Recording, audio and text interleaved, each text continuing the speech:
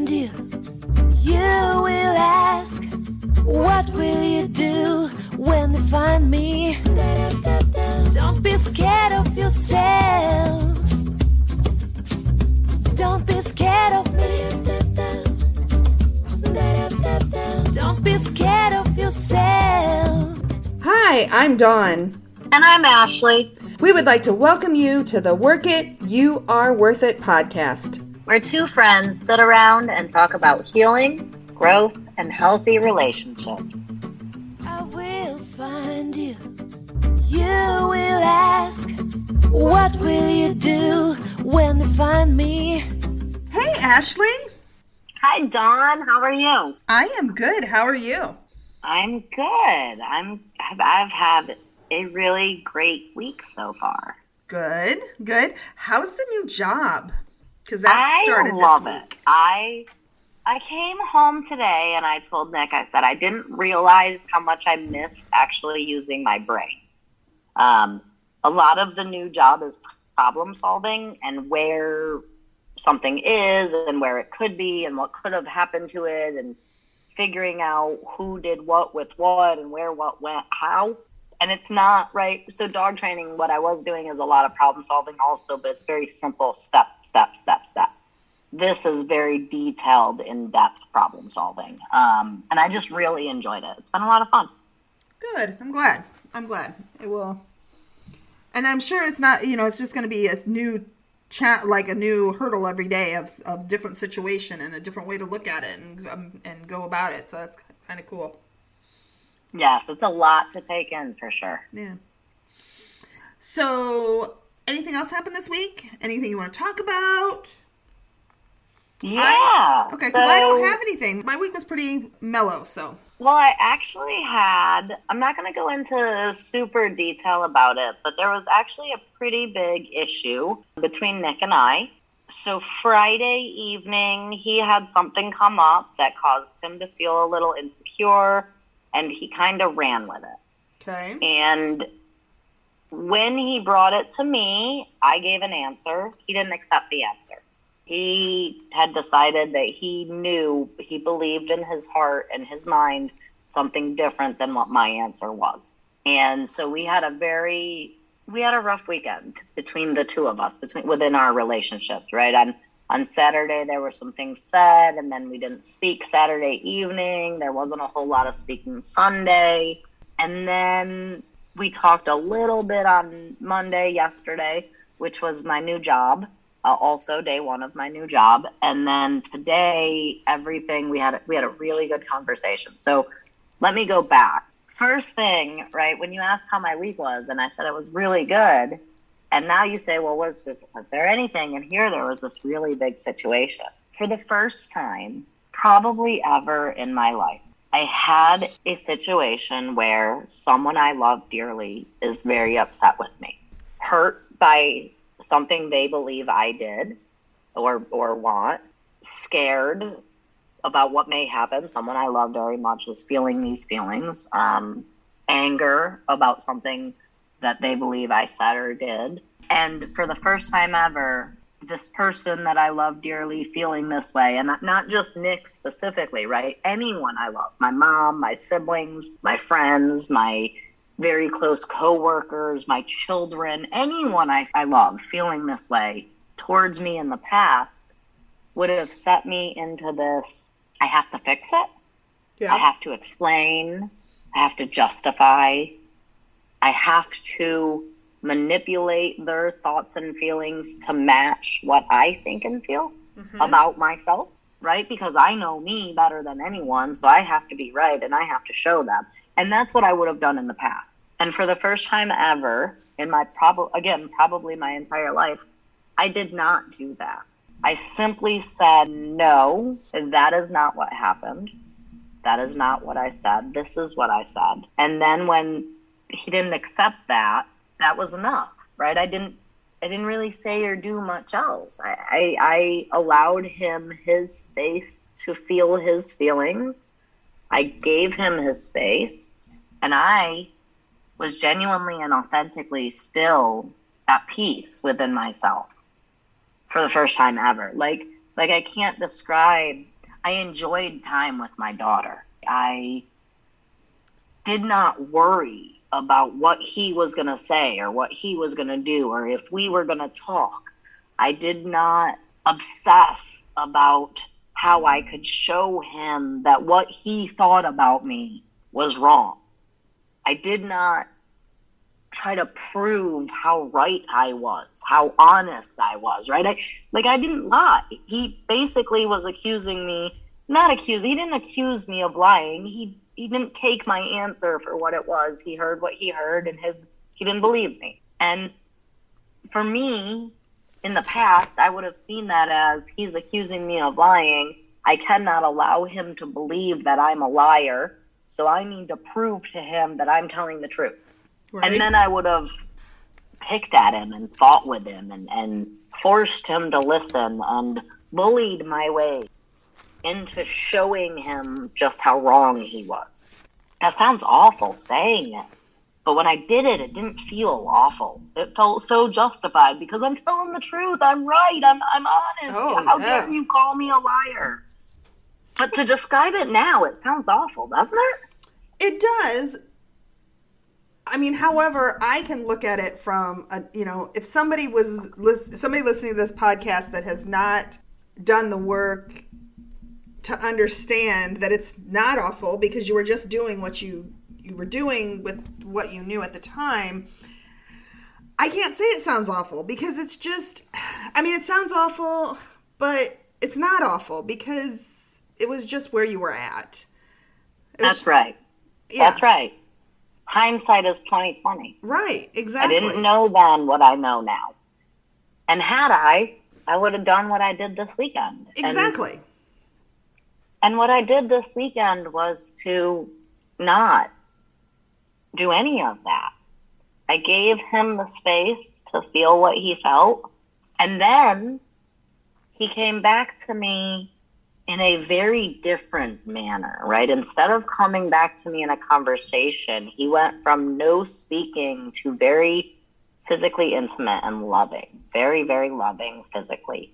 And I'm not just saying sexually. I mean like emotionally, physically. Like he was very clearly showing me emotionally through physical touch and through kiss that he was sorry and he loved me. But there was no conversation, and I felt like that was just this whiplash, like from I am not speaking to you, I want nothing to do with you, to now I love you more than anything, and I feel insecure with our relationship, so I need you desperately to show me how much you love me. Only relayed through physical affection. Does that make sense? It does. It does. So how did you, because that's a hard, whether you're in a healthy place or a non-healthy place, that doesn't matter in this situation.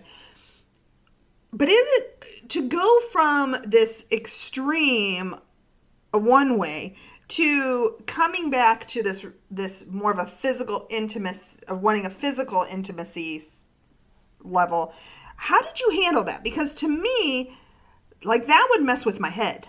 Right. So it took me almost a full day. Now keep in mind too, the last 2 days were my first 2 days at my brand new job, so there's a lot of things going on. There's also another situation going on that I don't want to get too in detail with a 16-year-old child that's in my life, not one of my children, but a different one outside of my family. So that's been a lot information going on too there, and then also this situation with Nick. So it took me a little while. So the first 24 hours yesterday when this first started, I was kind of detached. Like, right, I would kiss him back and I would hug him back, but it would be not what he was looking for. It would be, hey, I love you, but I'm not there.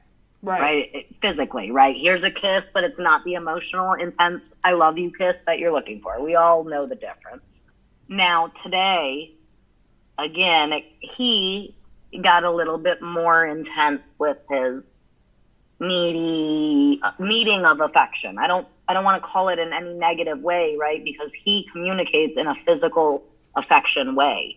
I can tell his emotions. He very, very clearly communicates his emotions to me with physical affection. I told him once, You don't need to tell me I love you.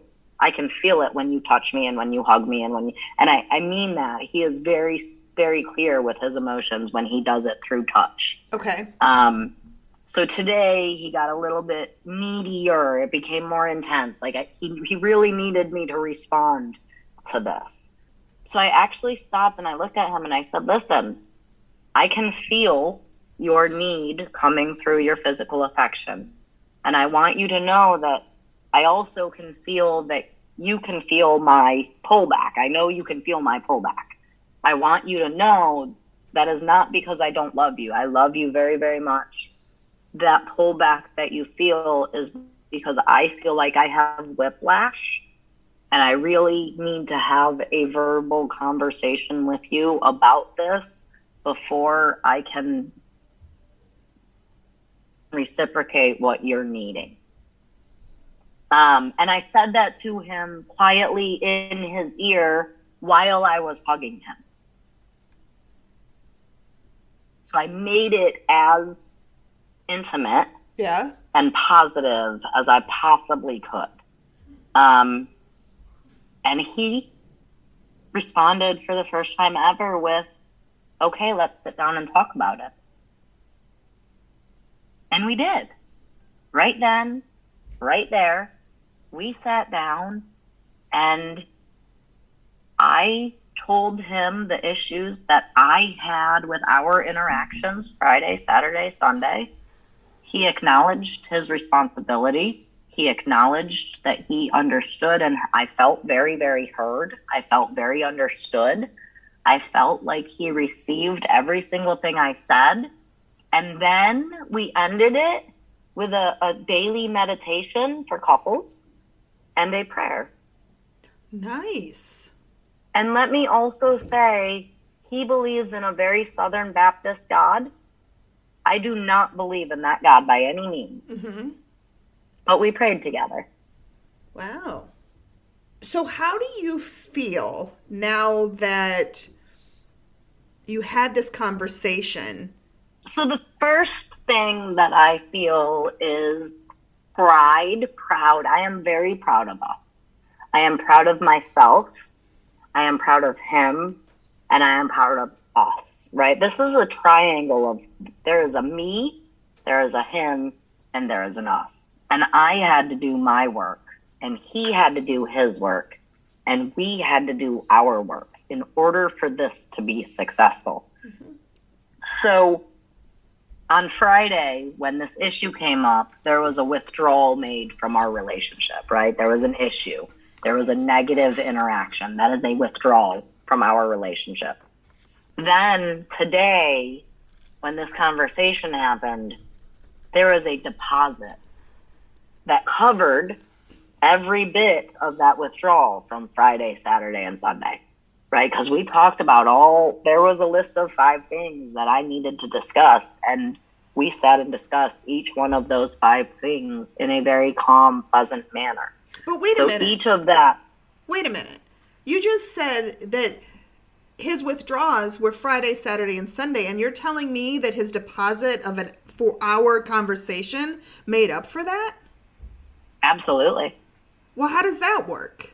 Because the deposit was just as large as the withdrawal, right? So even though the issue lasted all weekend, it was still, we talked about everything that happened. There were 5 things that happened Friday, Saturday, Sunday that I was not okay with.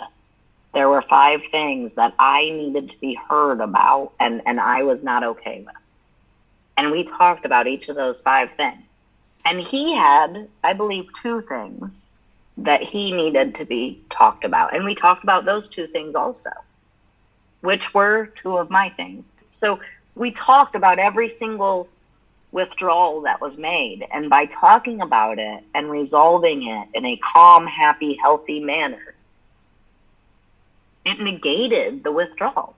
That deposit, that positive, that conversation just completely erased that withdrawal from that relationship. There's nothing left under the rug. There's nothing that I'm left holding on to. There's no resentment. There's no bitterness. There was a situation I took my inventory. He took his inventory. We made amends for our issue. And then we prayed. Then we reached out to our higher power together. And I didn't realize that added part of praying. And when I say we prayed, there's a prayer in the bottom of the daily meditation that we ran over, and we read that prayer. That is praying together. Right. So not only, I'm super, I don't know, not only was there me, and I did what I needed to do for me and for myself, number one, and he did what he needed to do for him and his self, number one, and then we did what we needed to do for ourselves, and then we brought our higher power into it with us. And I think that if we were missing any one of those 4 pieces, we wouldn't be complete. So has this ever happened before? Never once. Literally, and Dawn, I don't mean never once with Nick. I mean never once in my life. Not with my mother, my father, my sister, my brother, my sibling. Nobody. Never. Not my children. Never once in my life. I am 39 years old. Has this happened before? Do you think it's going to happen every time going forward? I think it's going to happen a lot going forward. I think this is going to become our new normal. Now, I want to add in, I don't think that doesn't mean we won't slip, right? There's 4 aspects here. It's not one aspect. If it was just me, that's one thing. If it was just him, that's one thing. But now it's him, me, us, and we have to include our higher power. So, do I think it will be perfect? Absolutely not. Do I think we will continue on this absolutely spectacular, wonderful path that we have started on? Yes, I do. Do I think this weekend was perfect? No, I definitely don't, right? It shouldn't take 3 days, 4 days to get where we got. Ideally, we could have done that in an hour. At the same time, we have to keep in mind, 2 years ago, he was so far into his addiction and I was so far into my codependency that if I wore his sweater to work, we didn't speak for 2 weeks. This is huge. This growth, I don't know if I can relay in words just how large and how important to me it is that I was able to sit down with someone who was angry at me. Take Nick out of the equation. It didn't have to be Nick. I'm glad it was. I'm very happy that we could do that. But the fact that I was able to sit down with someone who felt a negative emotion towards me, speak my truth, leave them to their devices, and when they were ready, and it felt right to me, speak my truth again, and be heard, feel heard, know that I said what I needed to say, and be okay with them no matter how they felt towards me, right? Be happy and peaceful and serene in my life no matter how this person I love feels towards me, regardless of the fact that they have some sort of negative feeling towards me. I am still okay in my own skin. I don't need to make them okay with me. And not only do I not need to make them okay with me, but it's not fake. Like I used to pretend I was okay, right? Me and Nick would get into it and I would go overboard with having fun to make it seem like I was really okay. Yeah. This wasn't that. This wasn't that at all. This was a genuine, I still have peace in my heart and in my mind, even though you are way wrong and It's not cool. And you're really angry. And you're really hurt. And I really wish you weren't. But okay. That's okay. I can still have peace and serenity. It's really amazing. So now that obviously you've thought about this, and I know this conversation with Nick just happened, but what would you, reflecting back to the weekend part of it, would there be anything you would change? Like that you could take away from it for yourself? Obviously you cannot change anything he did because that's his to change. But looking at your own personal behaviors in that, what could you have done differently in that situation? Because I think that's something we forget to do. And, you know, I'm using it. Somebody goes on a date. You go on a date. And, I had a great time on the date. But you never look back and revisit what I could have done differently, or at a work situation, or in an intimate romantic relationship, or with an interaction with my mother. What, if anything, would you have done differently? All right. So taking a self-inventory, that's what you're describing there. That's exactly what I'm describing. There. Yep. Yes. And I think I already did the positive self-inventory, right? Because I'm very proud of myself. Right. I'm very proud of us. But the growth comes from looking at the negative as well. Right. So there was one situation Saturday where he was kind of coming at me with his thoughts and his beliefs, which they did not match up to mine. And we're talking about something I said. So he was coming at me with what he said, and I responded with, well, maybe you should just move out. I couldn't just not say anything. It was a knee-jerk response, and did I want that? No. Was that my goal? No. Is it ever good in a relationship to tell somebody that you're done and they should leave and it's over because you're angry? Absolutely not. So definitely that I should have done differently. I will ideally do differently next time for sure. I really would have liked to allow him to vent the things he needed to say without giving any attention to it at all. Because when I give that negative attention to it, it just spins him out further. Not that that's my responsibility. His behaviors are not my responsibility, but I am not helping the situation by coming back at him with something that I don't really mean, right? And right. I can only take my own inventory. So ideally, I would like not to do that in the future. Okay. So how do you go about not doing that in the future? Well, just not saying it, not text. I even texted it. It wasn't even worse. I didn't even say it. So it's not like I thought it and it just blurted out. I wanted to end the fight. I wanted to end the back and forth, and I was sick of him texting me about it. So I just wanted to end the conversation, and so I said what I knew would end the conversation. Or at least what I thought would end the conversation, because it didn't, not then, and clearly we had another conversation, so not send it, not say it, not. I think one of the things we do, and you knew what would end it. Your intention was there. You knew exactly what you were doing, right? When you texted it, and I've been there as well. But, I typed it out and deleted it twice, and typed it out a third time and hit send. Yeah, right?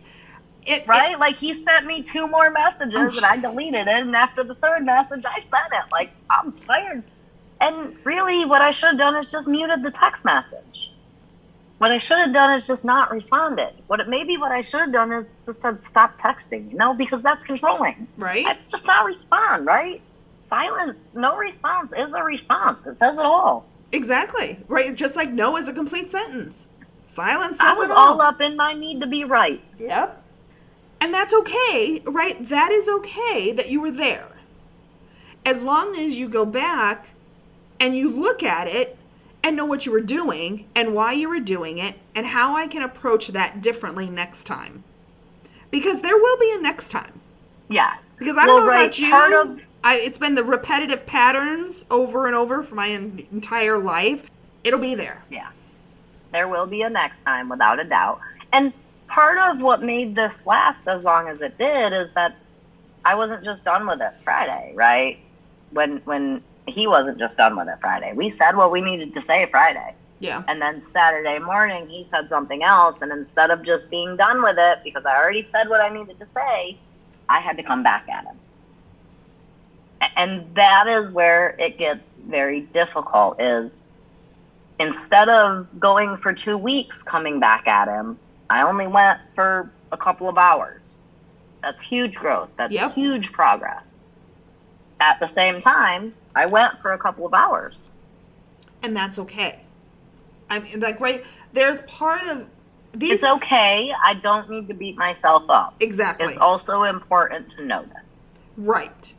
You know, these patterns that we've had our entire lives, these same old records we play over and over and over, are not just going to disappear. They're just going to, they are going to continue to happen on occasion.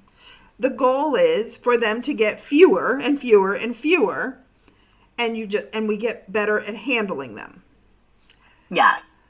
And we can't beat ourselves up when we have those moments of a codependent slip and we fall back into an old pattern, because you have 39 years of these patterns. How do you break these patterns? To break these patterns in 2 years or 5 years, or right? I got to give myself a break. I need to at least give myself the 39 years, in my case, right, 52, to get to kind of like get better at it. Right. I mean, I got to give myself time. Yeah. It takes time, patience, right?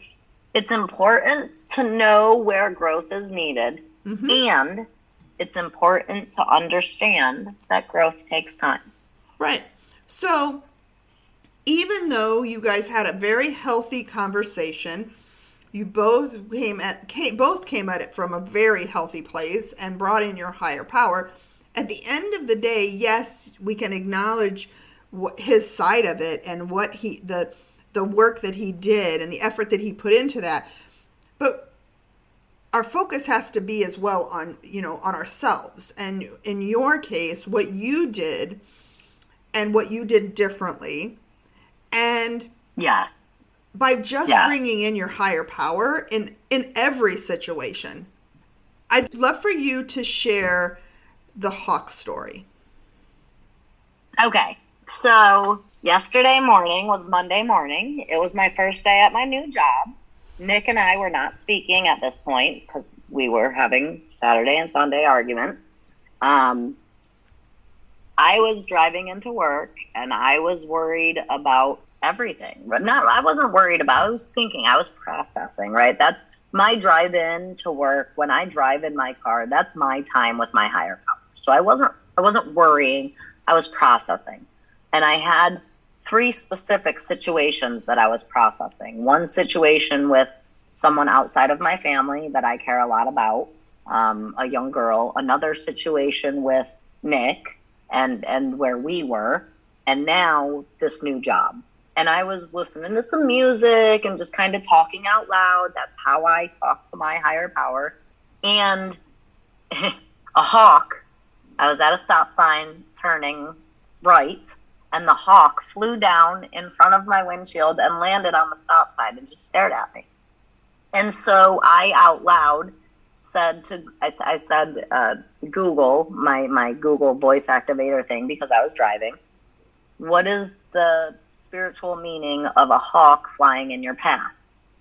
And Google comes back over my Bluetooth and says the spiritual meaning of this, according to whatever website, is you are on the right path. Continue the direction you are on. You are on the right path. Wow. All of a sudden, it was okay. I was confident. I wasn't worried about any of those situations. And I had this faith, peace, trust, understanding, knowledge that I was doing exactly what I needed to do, and the things that I were doing were the right things, and I am on the right path. Would you have noticed something like that before? 3 years ago, no. 2 years ago, probably not. Within the last year to 18 months, I've started noticing things like that. Yeah. I notice birds flying. I notice the smells I smell. I know, like, that, you know, I'll walk outside, or I think that's one of the beautiful things, that not just awareness of myself, but it is awareness of me and myself in this beautiful world that we have, that has allowed me to be aware of my surroundings, because my head is not so cluttered with all the bullshit that I used to carry around. Now I can walk outside and I notice a beautiful blue day with the beautiful white clouds and a bird flies by, or I noticed a blue jay the other day. I don't ever see a blue jay, never, but I noticed a blue jay. Just those little, and I was in my car when I noticed it. So what you're describing is conscious living. Exactly. Right? So when I am living out of my nervous system, fight, flight, freeze, or fawn, which is, there's now 4 nervous system responses. I know it used to only be fight or flight, but they have added in freeze or fawn. And if you think about it, a lot of times people are familiar with dogs. Dogs show all 4 nervous system responses: fight, aggression; flight, which is the fearful one that tries to run away; freeze, the one that just pauses and doesn't move, and you're like, are you okay? And it's just not moving; or fawn, the one that comes real low, crawling up on its belly and starts licking your face like, I swear I love you, I'm the nicest thing in the world, don't you want to pet? That is fawning. In humans, those are very similar, right? So fight, we know; flight, we know; freeze, we can't do anything, we can't make a choice, we're just frozen, we're stuck here, and I felt that, right? Where I can't talk back, I can't defend myself, I can't run, I just can't move, I'm just stuck staring, and it's just, I'm not even taking in what's being said at me, I'm just stuck here. Or fawn. Yeah, you're right, I'm so sorry, I love you, it's okay, are you sure you're good, is everything all right? Right? So when we are not living in those 4 main responses, when we are aware of ourselves and we are living in the moment and we are growing, that awareness creates growth. That awareness also helps us to be conscious of what's actually happening around us, instead of our nervous system reacting without thought. So when we're conscious of what's around us, we notice blue jays, we notice hawks, or rainbows, or shooting stars, or beautiful sunrises or sunsets. It's impossible to notice those things if I'm thinking about the fight I had with somebody a year ago, or what I'm going to do next week.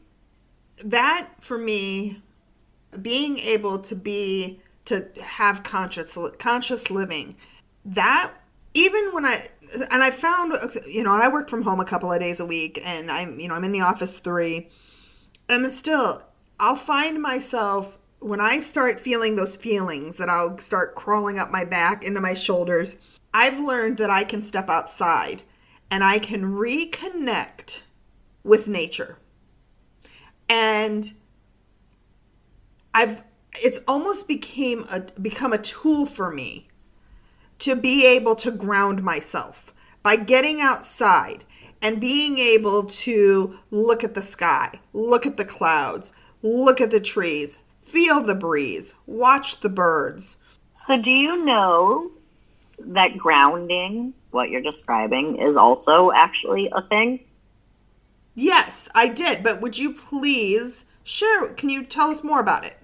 Because I'm sure you're way more, much more knowledgeable about it than I am. Well, so I'm no professional by any means. I am no expert. From my understanding, now your shoes interfere with grounding. You want to take your shoes off. If it's nice out, you live in Florida, it's always nice. Take your socks off too. Go out barefoot. Yeah, but we have crappy grass. Right. So rubber interferes with electricity, electrons, neutrons. And what grounding is you step outside and the ground, the grass, the ground, the earth is made up of positive and negative electrons, neutrons, atoms. I'm not sure of the actual words and verbiage here. But your body is also made up of atoms, both positive and negative, electrons and neutrons. And when you step out into the grass, those electrons and neutrons flow from the ground through your feet or your body, if you're sitting or laying, up into your body. And it is scientifically proven. They have done research where they test the atoms in your body. The neutrons, the negative atoms are removed and the positive atoms are put in. And so your body becomes more chemically balanced, more electronically balanced, neurobalanced. I don't know the correct verbiage again, but your body becomes more balanced. And once your body is balanced, you feel emotionally balanced. So I don't take my shoes off here in Florida. The grass is too hard. It's too crunchy. It's right. It's just. But one of the yes, first. I've been there. Yes, but one of the first things I do when I get up, when I go to my sister's in Indiana, is I walk in her backyard, if I can, if it's not in the winter, and I put my feet in the grass, because for me there is something. And I'll just walk around. I look like Richard Gere in Pretty Woman when he takes his feet off and walks in the grass and he has his pants all rolled up. I do that when I go to New York. It's so funny to hear you say that. Because it's just something, the grass down south does not feel the same as the grass up north. Nope, not at all. Not at all. But there is definitely just a connection with nature. Yes. And balance. Yep. Humans were we just in the last 100 years we've started living in houses. Right. We used to be in nature all the time, and our bodies are made for that. I know a lot of people. Some people go to the mountains and they feel refreshed. Other people go to the ocean and they feel refreshed. Other people go to the forest and they feel refreshed. I know for me, it's the lake. Specific lake or mountains. I know for Nick, it's the ocean. There's certain areas where you just got to put your feet in the sand or put your feet in the water or put your feet in the grass. And that's what it is. It is your body recognizing those atoms and those atoms recognizing your body. And it's, like, if you're able to pay attention to it, if we are conscious living, if we are aware of what our body is craving and what our needs are, you can feel your body craving that connection. I can feel my body craving that connection.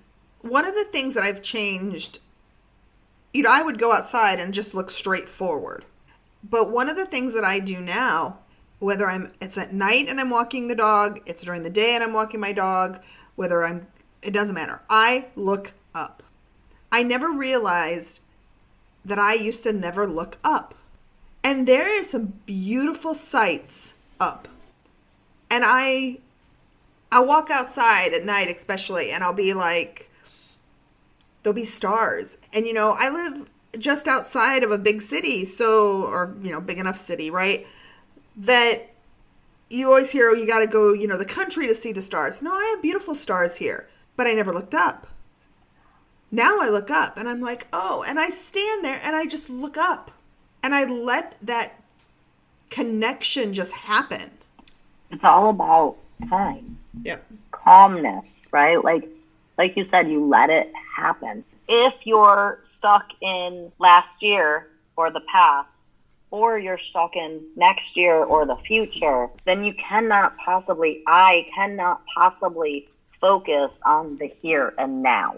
I can't notice the call of my body to nature. I cannot notice the connection with my higher power. I can't hear my inner voice. I can't possibly see where I am now or what is truly happening now if my brain and my thoughts and my heart is always in the past or in the future. There's just not enough space inside of me for the past, the future, and the here and now. Right. So the here and now ends up getting put on that fight or flight, that fight, flight, fawn, or freeze, right? The here and now gets put on that response instead of put on the conscious response, because the conscious response is so full of the past and the future. And the past and future are two things we can't control and change. But we live there. It's crazy, isn't it? The here and now is the one thing that we have control over, but it's also the one thing that is our subconscious mind is in control of. Yeah. How many times a day do you begin doing something and then before you know it, you're done? And you're like, oh, okay, I guess I did that. My subconscious just did that, right? I'll be cooking dinner and be like, oh, crap, did I start the sauce? And then go back in and the sauce is finished. First thing that pops in my head is, how many times have you been driving down the road and you get to a point and you realize, how did I get here? Like, I don't remember the last stoplight or the stoplight before that or the stoplight. All the time. All the time. And that's right. Like we said, that's because our conscious mind is so full of the past or the present, right? We're sitting in our car thinking about what we did or said or what we're going to do or say, that we're not focused on the here and now. Exactly. Our subconscious has completely taken control.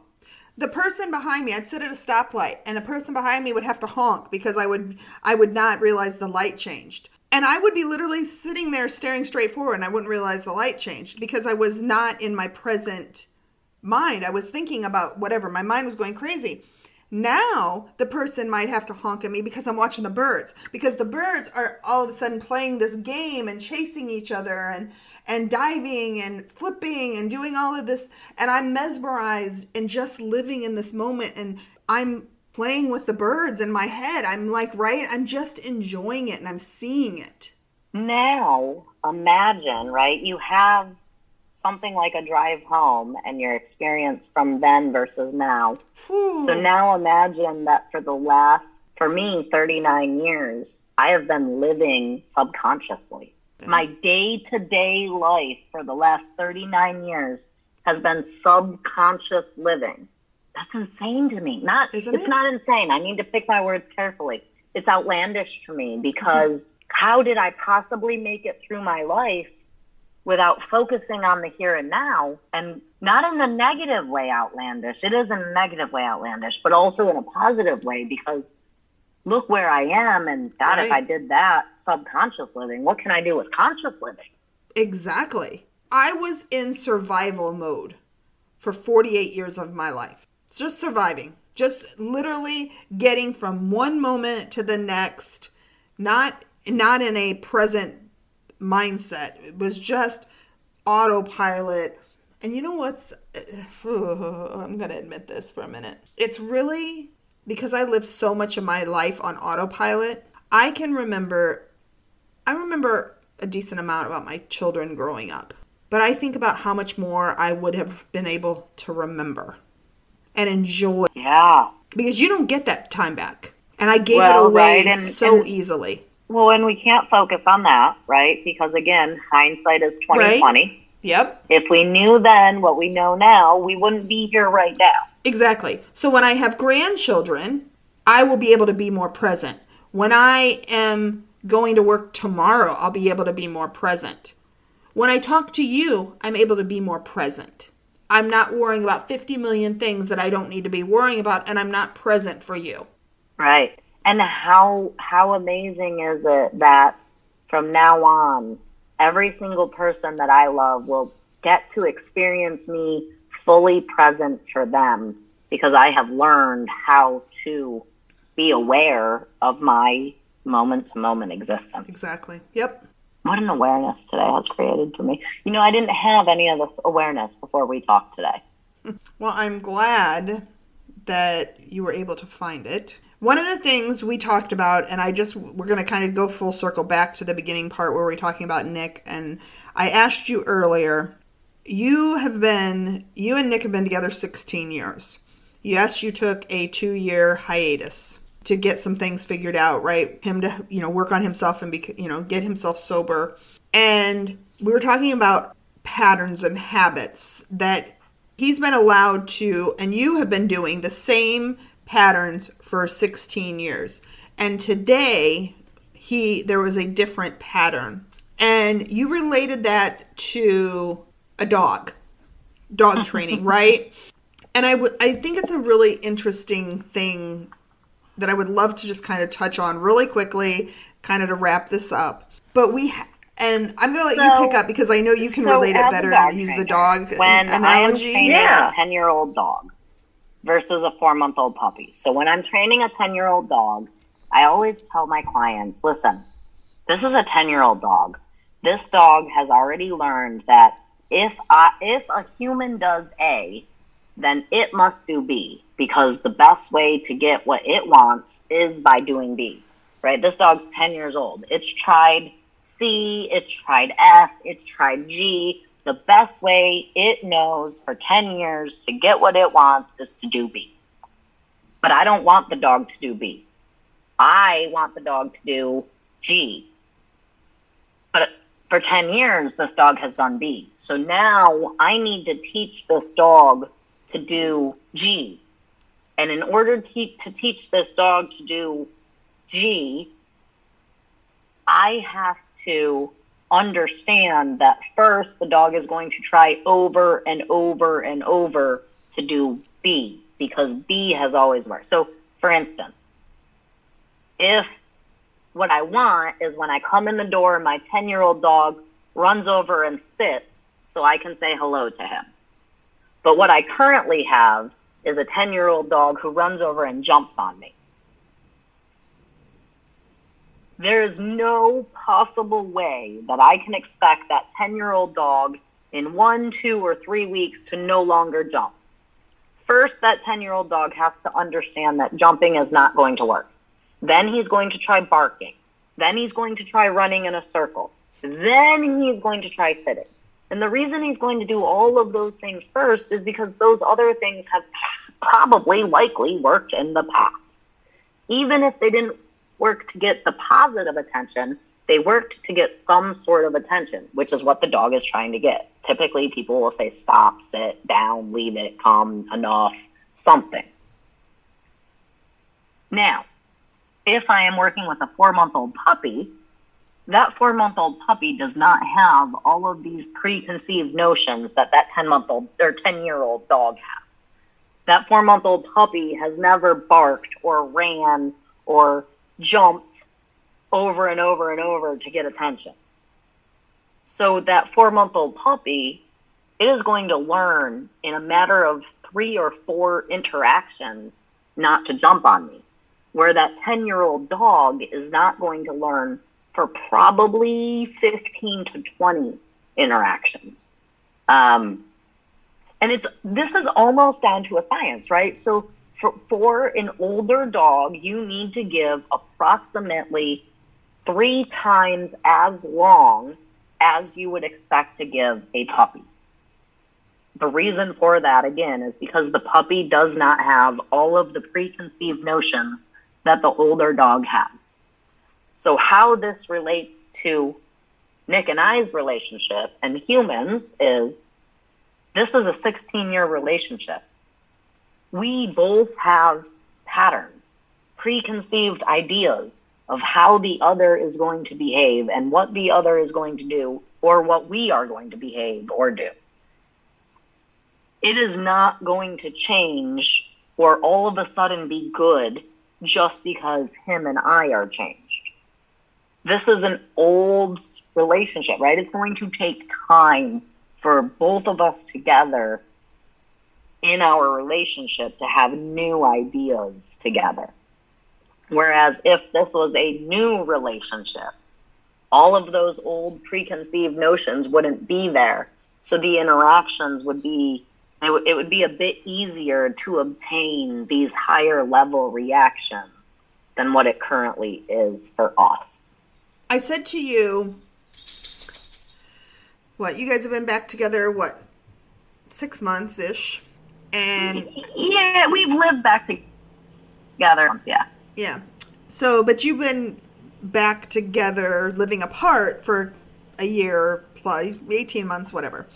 But anyways, Right. I remember saying to you that you're going to have to work harder than someone going into a new relationship. Right? Going into a new relationship, for me, going into a relationship now, if I approach it with my recovery and my tools at the forefront, my relationship could be different from my side of the street than a relationship has been in the past, right? Because I can set boundaries, I can teach, and I use teach in quotes, a person what my needs are from day one.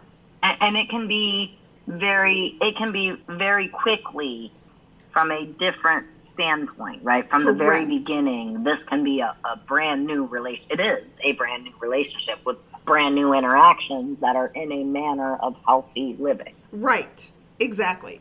But if I'm trying to continue a relationship that has been going on for 16 years in your case, and these healthy behaviors have literally been 14 of them, it is going the to... unhealthy behaviors Yes. have been 14 of them, right? Thank you. The 14 years have been the unhealthy portion.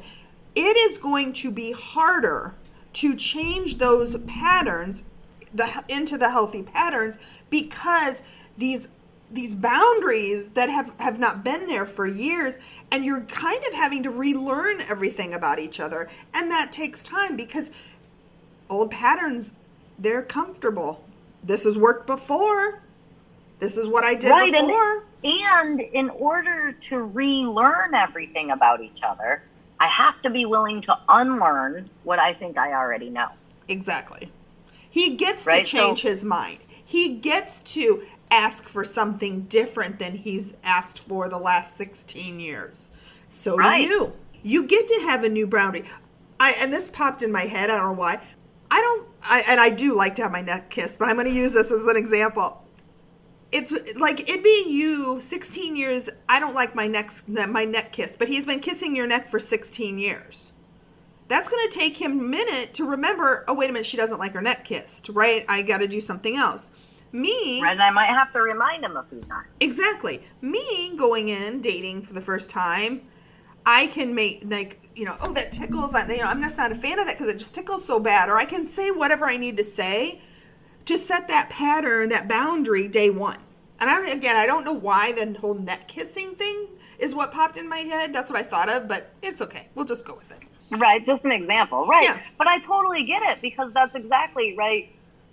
For 16 years, I pretended that I was good with some things because I thought that's what I had to do in order to be loved. Right.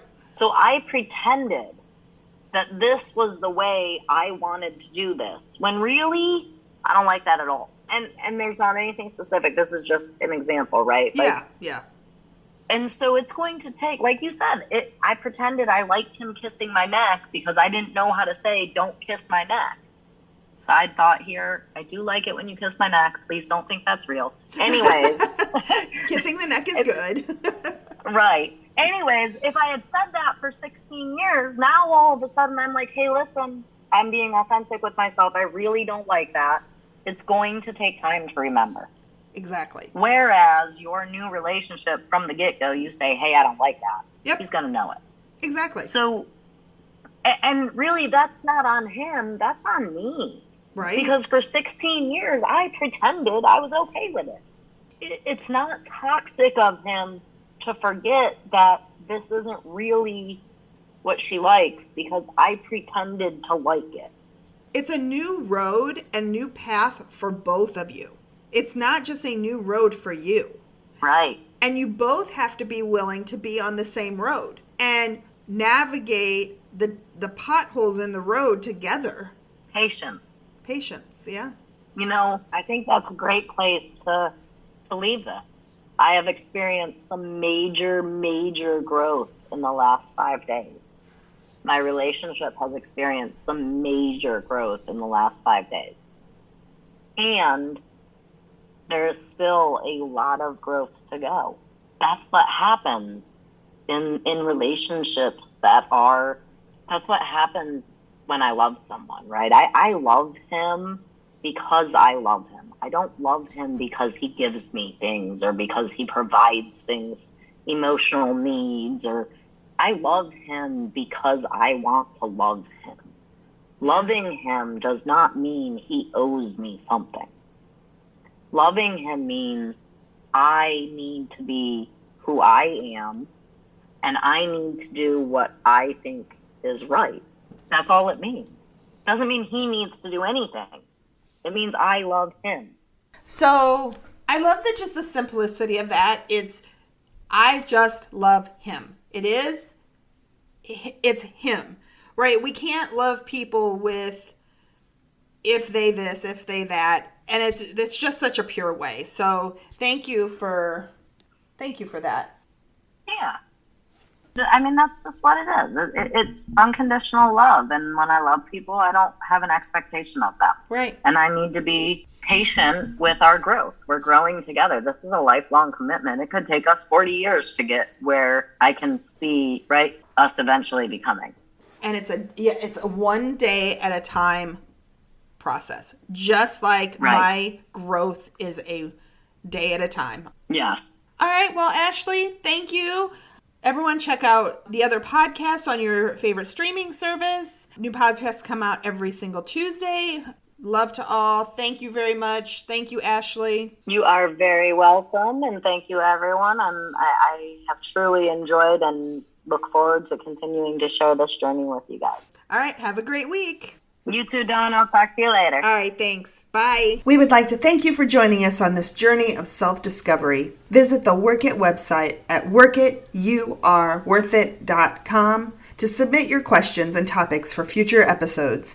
And remember, work it because you are worth it. I will find you. You will ask, what will you do when they find me? I will find you. Give the answer to your question. What will I do?